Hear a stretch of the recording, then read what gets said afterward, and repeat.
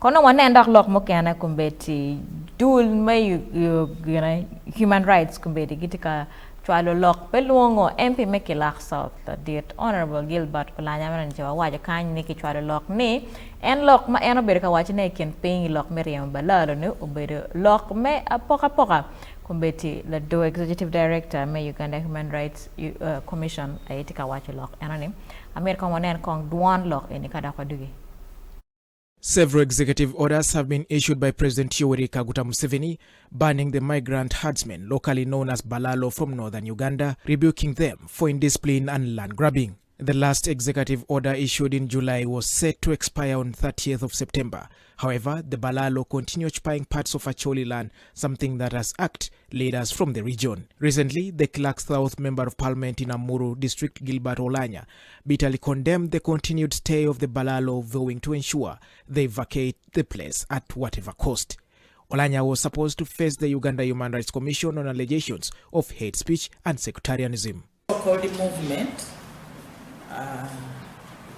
of clearing what Honorable Olanya is saying, is referring to as Balalo, to be divisive, sectarian, discriminatory, and unlawful. After failing to show up at the commission chair has now issued summons against the legislator to appear before the commission not later than 6th of November. The same summons have been served to the Speaker of Parliament to ensure that Olanya does not abscond for the second time. On Tuesday, he requested that he meets us today, and once again he has not come. We should know that Uganda is a diverse country with many ethnic groups. Actually, the Constitution recognizes at least 56 ethnic groups.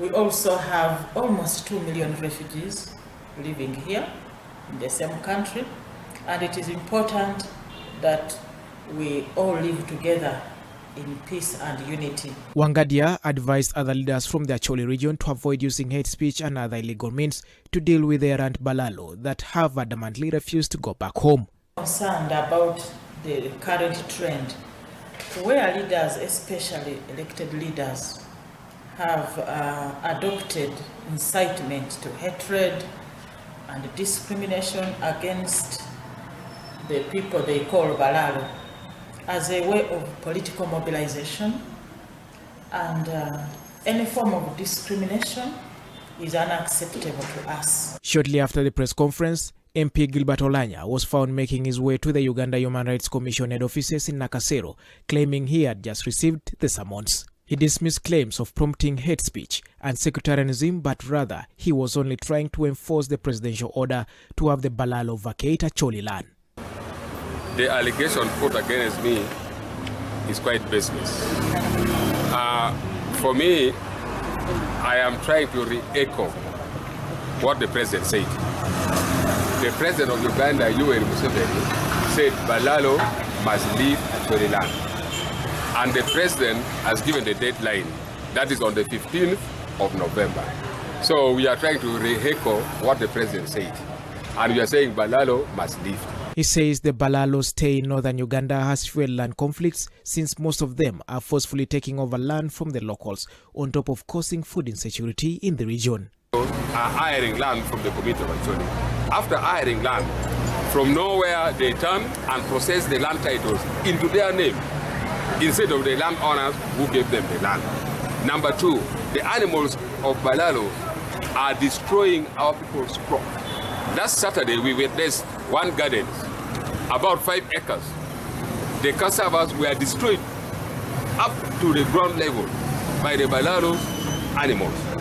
Not only that, currently, if Anacholi is buying animals from this side of Karoma, the animals bought by Anacholi is not allowed to cross Karoma and go to Acholi land. But the animals for Balalos are being cleared very fast, and their animals are being escorted by the military personnel. So what is the interest of government? What are the relationships of government and the Balalo? The Balalo, a group of nomadic herdsmen majorly from the Ankole sub-region, who move from place to place looking for pasture for their cattle. with climate change and its diverse effects hitting the Ankole-Masaka cattle corridor. The herdsmen have been forced to move to northern Uganda with fertile land rich with green pastures. A report compiled by Rachel Nachwala for the news. For the 12 minute report, Matika Kati Kibotlu Widiwa me news magud you report in Kile Mono and Rokirona and Kikumbeti Uganda Human Rights Gitika Wache Gilbert Olanya Utiu Kilok Matik Nyuto apoka-poka Ikin Kara Ma adadaini part itam mega kache adadaini Gilbert Olanya ulo Kilema apoka-poka ba yes the human rights body are right to call him out. Eto kapot yu kilema apoka-poka adadaini chi jimitie maduong mamir human rights kuchet kayenyo ne iko dano magitika breaking twero pa dano pape lupoko Gilbert Olanya. Kit me chako kwede ne uno a mero penyene kana bet kono ena le morlo ni cross examining ni twero panywele me Uganda magurwenyo the missing persons maketika yinyi kumbeti Uganda Human Rights Commission put po karwa ke nying na ratie walok ningwe statement be pia go wajo matika time gineno chalo loka mayo ngom pa chul dak pere tek onyo pere petek gemieti suffocating tek duan matika karo PM ka ngar matika lok ni one watika biro ka wachi ngom peke ma imonyi loka Gilbert very honest ni an patika kelu apoka-poka ento atika reinforcing gin ma president wachi de baralo must go and because he said they must go atika poyo widano ni niro ma president me non chokromo uti ukilok lemon ni re-echoing te lokana ti nuo lok mala nuo gin mala lobo wajo era para mir poyo wini eni luong ma human rights giti luong ne wang mario luong ma cher ki luong chabir mo karne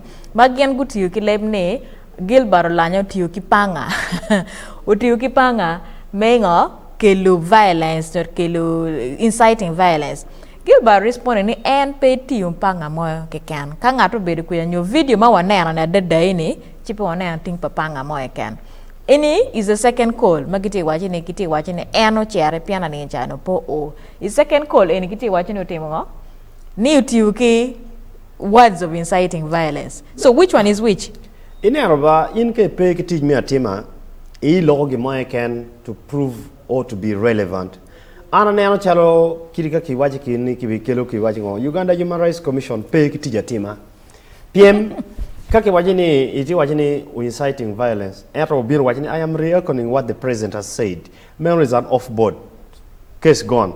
Mi ario ni utiyuki panga. Where is the evidence? Uganda pay lokata kirwa an eni mate lokikani ke waje kibin ki tracking ki moma wajo kimir kibin ki kwani archive ka waje ni inena makomano waje gena komano we pinning an eno ke pay kwere bak waje ni la nyuti kwe one po tiyuki tam one tiyuki facts donc facts tikwe ka facts ni panga pe chilma ki nyorwene pe ni ana bino nyo Gilbert bino ke panga then you're wasting time kibera dong an lokati ene pat twer padana duong mo Uganda ene makitoro day and night human rights Uganda Human Rights Commission make katika chemo pipeka wang erne kwane wadi kan menera human rights ka katika lok ilikuwa one of them the missing persons kujana ni cha magage party panupi pia winyi ne mama human rights commission gitika katika lok ningwe dana maduong kubetikian paying lok menga defilement lutingano eguni weng human rights tikwe ka fighting for rights for lutingano eguni jimi duong campaign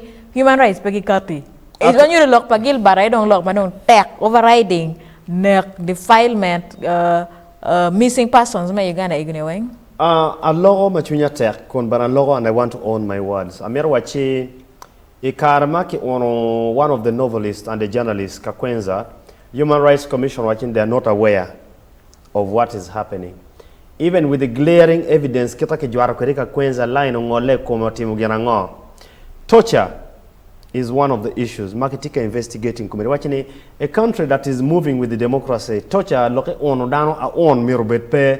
Ento kirika kenena wakar ni gena komano time. Foot ki wani pigi ngeni gena tika time. Do kerwa ngukwe. Gemiaro berichalo utu ni ulurubiyo ikweyo. O wako piera wako pitika nena ngatika time. Donc kumberi kinena en loko lanya keken without ka wiloni achuli moto ya patie achuli maki mai ngom gitie achuli maki chobuka tartie These are evidences. Honorable Gilbert, tiki all these documentations. We have some of these documentations. Joma tika ter marketing kiterge o yadla cho. Any part kia on did any petwero did loyal dog maniro wajo ni atika no local president no miro peke no ana no local president adi kan president wachini people who are stealing government money are thieves. I have kept on saying they are not corrupt because our children don't understand what corruption is. Yes. And I have always said, I only re-echo what the president has said. People stealing public funds are not merely corrupt, but thieves. If I have re-echoed that, should somebody come and hold me accountable and say withdraw? I am not withdrawing. You're Why? repeating. Because I am repeating what the sentence, what the president has said. What in English, what you rewrite the sentence. Amara lok me waje ni dana makinero gi ketero dana ma ko gurwen. Jomati vuch wa kumbeti. Ma o jon nego gi kwalo baki kwalo diegi erni kon. Human rights bien ka lok pitwerge. Ema mapat ki eroni watiki jo ma kinego gi kimayongom gi jomo keneti I vuch not tried ki wache ngol mati tie tikwe.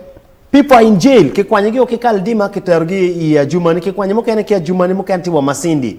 Kituko langogi kuma in vuch families pa jo eno donkini gipe ke twerge jomatika lobko jo eno donkini gipe ke twerge gitami wan we were do tworo twani mo pe ki jo maroma loge nyolu piri de maroma chumpe wan, and even those who want to speak for us are being suffocated.